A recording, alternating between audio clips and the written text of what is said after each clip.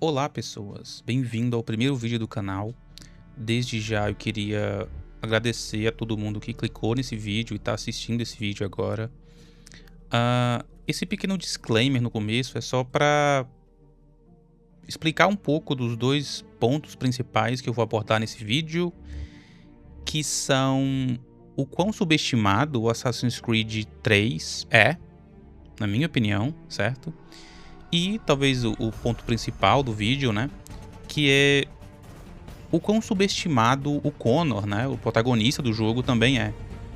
O quão incrível e quão bom ele é como protagonista, e as pessoas tendem a não achar isso, por algum motivo muito estranho e maluco. As pessoas tendem a achar, e virou quase um senso comum, que o Connor, ele não é um bom protagonista. Ele não é um bom personagem, ou um bom assassino, de certa forma, né? Não é um bom protagonista de um Assassin's Creed. O que, né, já adianto que pra mim é uma grande falácia, é uma grande besteira. Certo? Então vão ser esses dois temas que a gente vai abordar no vídeo de hoje. Eu não quero que esse vídeo seja muito longo, tá? Certo? Mais uma vez, já queria agradecer você que tá assistindo esse vídeo. E se você puder deixar o like, se inscrever nesse canalzinho, vai ser bem legal, tá? Bom, pra gente começar a abordar o primeiro tópico, que é sobre o quão bom protagonista o Connor é, eu gosto sempre de pensar no que pra mim é um bom personagem. É um bom personagem bem escrito e bem representado. E eu gosto de falar em algo bem relativamente simples, que é a zona cinza. Então, entre o preto e o branco, tem a zona cinza, né? Tem vários tons de cinza. Então, um personagem, ele não é nem preto nem branco, nem bom nem mal, nem isso nem aquilo. Ele tá nessa zona cinza, então são várias camadas. Então é um personagem que ele mata, mas ele mata por um bem maior. Então você entende ele como uma espécie de herói, ou alguém do bem, entre aspas. Mas ainda assim, matar alguém é algo moralmente errado, sabe? Então é alguém que já entra nessa zona cinza, sabe?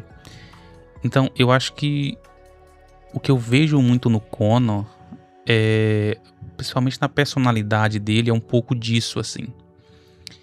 É um personagem que ele acaba tendo infância muito traumática. Eu acho que basicamente é isso que define muito ele, né? Inclusive é o que define o jogo, de certa forma. Como em outros Assassin's Creed, ele vê a sua família morrer, né? A sua mãe morrer, a sua tribo morrer naquele ataque que a tribo dele, a aldeia dele sofre logo no começo ali da história dele, né? Ele é criança ainda, brincando de esconde-esconde com seus amigos ali na floresta. E chega toda aquela galerinha do Charles Lee, todo o pessoal dos Templários ali, e fazem um massacre na aldeia, né? Tiram a vida da mãe dele, fazem tudo aquilo. Então, aquilo ali molda quem ele é desde a infância, né? Então, o primeiro ponto para definir uma boa característica de um personagem como o Connor é alguém que teve uma infância muito traumática e carregou esse trauma durante muito tempo. Tanto que é isso que, no futuro, como a gente vai ver, é o que faz com que ele vá buscar o credo dos assassinos, né? Em busca de vingança. Então, a única coisa que ele pergunta ao Charles Lee é justamente isso, né? Ainda criança, com medo daqueles homens, ele pergunta: qual o seu nome? Né? Justamente porque ele quer lembrar da pessoa que fez isso. Lembrar da pessoa que machucou ele, que matou as pessoas que ele amava, a mãe, todo mundo. Empty lives. A fair trade, is it not? What is your name? Charles Lee. Why do you ask? So I can find you.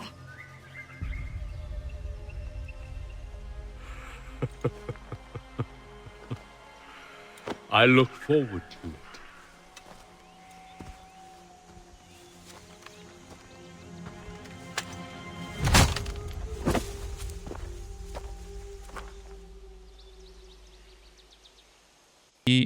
uma construção sendo, assim, relativamente bem feita. Pode ser, muita gente pode achar, talvez clichê, esse caminho de vingança. Ok, tudo bem. Mas logo adiante, a gente já consegue sentir por que ele tá indo até os assassinos. A gente descobre também, um pouco antes, na verdade, quem é o Charles Lee. Um pouco dos Templários que estão ali nos Estados Unidos, né, na América. Então, logo no começo da infância dele, é o primeiro ponto que a gente tem que levantar para ter essa grande zona cinza, como eu disse no começo, de um personagem traumatizado desde o início e que busca essa vingança, né?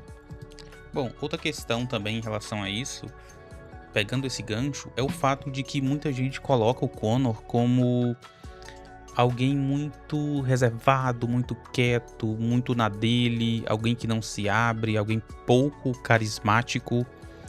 Então, olha só a quantidade de coisas que esse cara sofreu durante toda a jornada, desde a sua infância até indo atrás de ser um assassino e se juntar a essa nova sociedade. Ele é um garoto que vivia numa tribo, né, uma região tribal, que tinha muito pouco contato com outras pessoas, sociedade, entre aspas, né, mas assim, com a civilização, de certa forma. Então ele teve que aprender uma nova língua, ele teve que, né, se misturar entre a multidão. Ele foi atrás do Aquiles para treinar ele, o que foi difícil convencer o Aquiles. Teve toda aquela relação com o pai dele, descobrindo que o pai é um templário.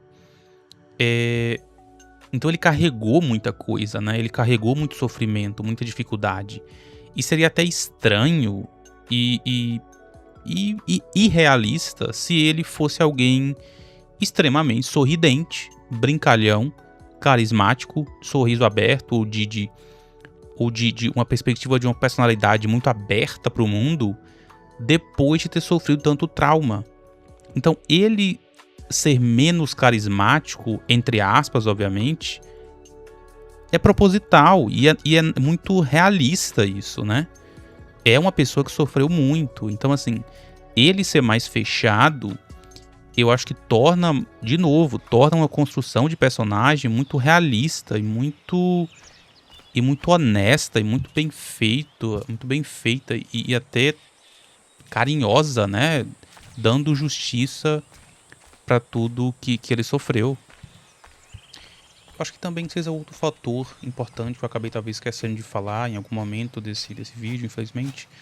Mas é o fato de o Connor, ele também ter muita responsabilidade. E ele sai de um garoto impulsivo, de um garoto que só queria matar, para um líder que sabe muito bem quais são os seus objetivos e consegue conectar isso em um mundo cinza, sabe? Em um mundo cinza, onde existem verdades que são meias verdades, sabe? Então, onde você faz o seu aliado não necessariamente vai ser o seu amigo. Então, existe muito disso. Eu acho que o Connor, até o final, ele foi um guerreiro, foi alguém que lutou e foi alguém que sempre foi muito proativo naquilo que ele quis lutar, se propôs a fazer. Ele sempre foi muito dedicado e proativo.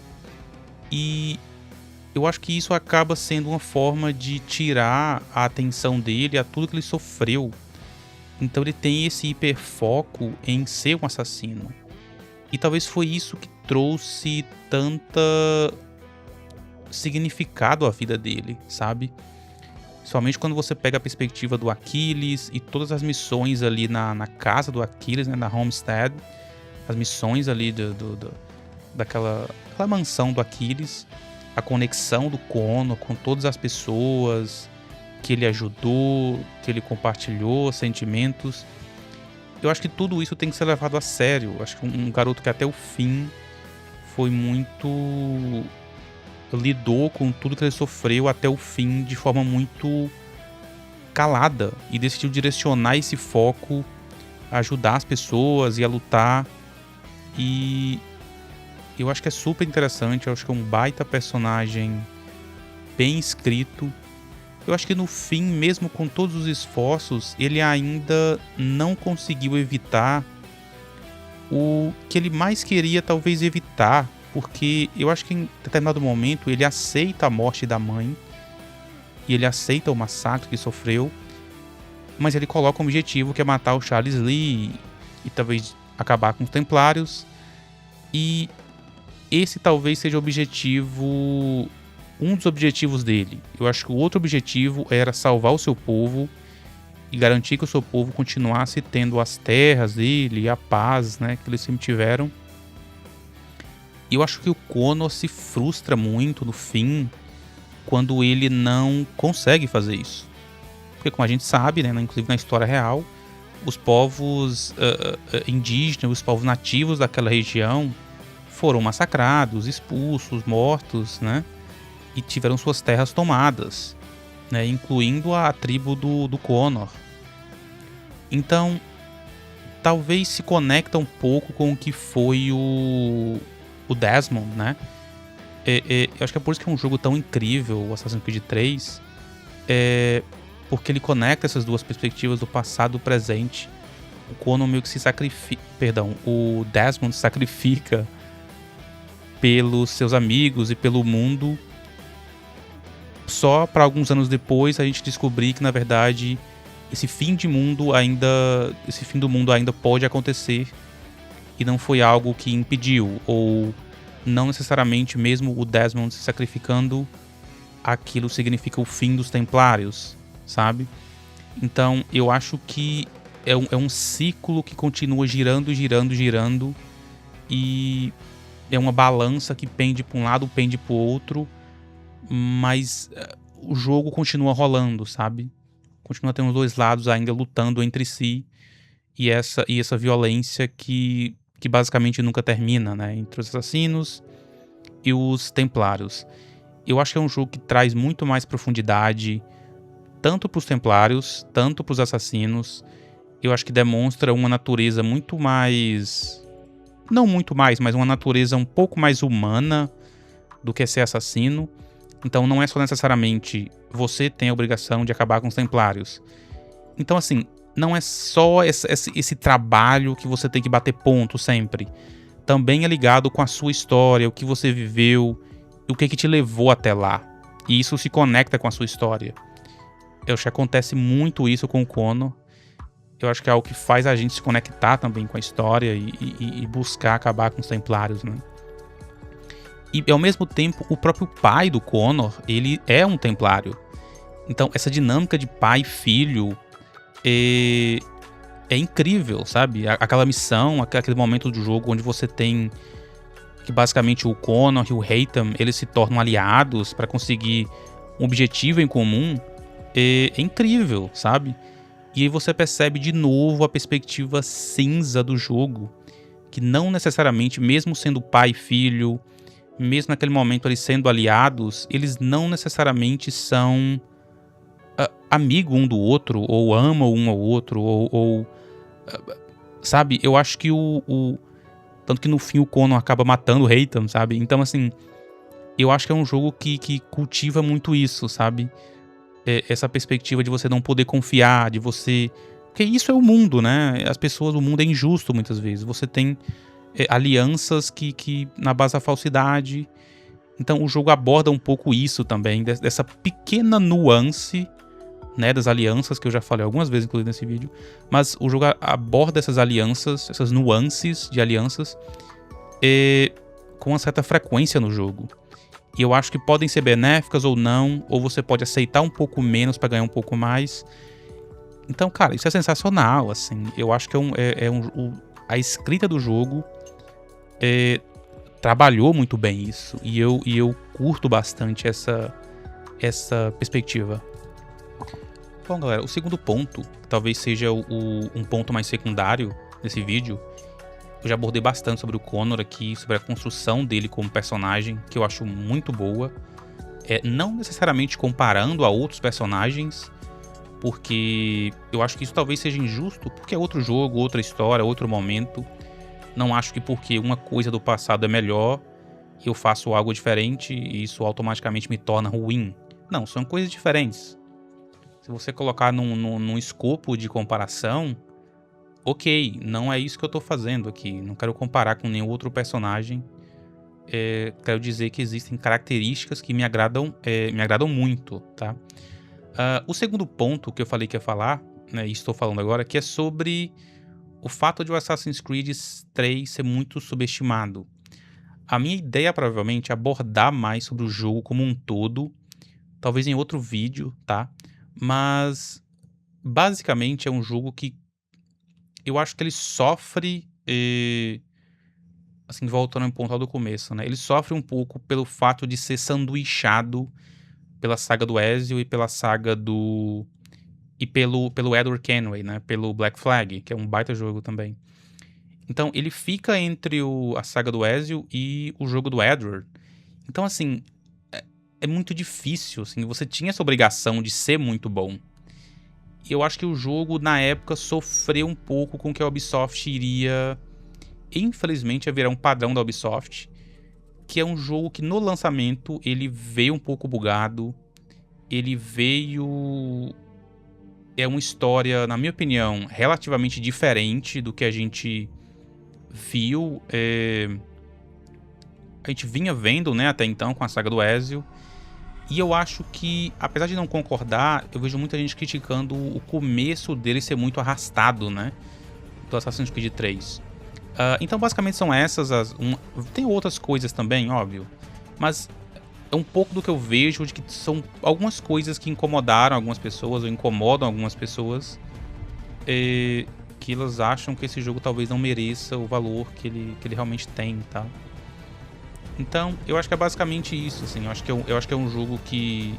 E tudo que eu falei sobre a construção do Chrono já engloba um pouco também, né, do quão bom esse jogo é.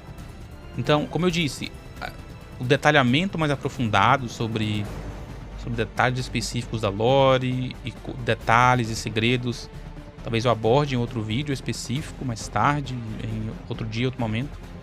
E eu acho que é um jogo subestimado, sim. Eu acho que é um jogo que fez muita coisa pra época. Pouquíssimos jogos fizeram na época. Eu acho que você jogar aquilo ali em 2012 e você não se sentir bem, você não se sentir que houve uma evolução gigantesca do Revelations, né? Foi o último jogo que tinha lançado. 2011 e 2012 veio o Assassin's Creed 3. Você não sentir essa diferença, essa evolução, eu acho que é um pouco de desonestidade, tá? A diferença é gigantesca. O jogo trouxe muitas evoluções gráficas, de gameplay, de combate, novas mecânicas, né? Mecânicas navais, que depois virou a mecânica naval praticamente do Black Flag, né? Que vocês tanto amam. A história como um todo eu acho que é muito bem escrita, novos personagens muito bem trabalhados. Toda a trama de Templários e Assassinos está ali, uma nova dinâmica, um personagem diferente do Ezio, né? Vamos, acho que todo mundo concorda com isso. Mas, de novo, acho que é um jogo que merecia muito mais valor do que dão a ele, tá? Certo? Tô ficando bem prolixo já, tá bom? O vídeo é esse, eu não queria que ficasse tão grande, acabou ficando um pouquinho grande. Espero que vocês tenham curtido, tá? Obrigado por assistirem até aqui esse vídeo. E é isso. Fiquem com Deus. Tchau, tchau.